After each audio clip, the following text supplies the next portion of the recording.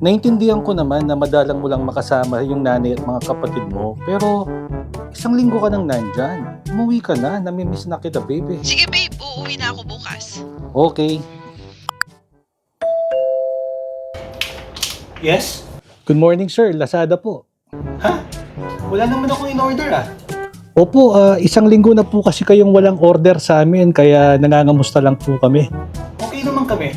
Mauna na po ako. Thank you.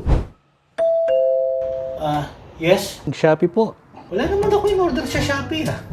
Yes, sir. Wala po kayong orders this week kaya nagtataka kami. Usually, 3 to 5 times a week po may delivery kami sa inyo.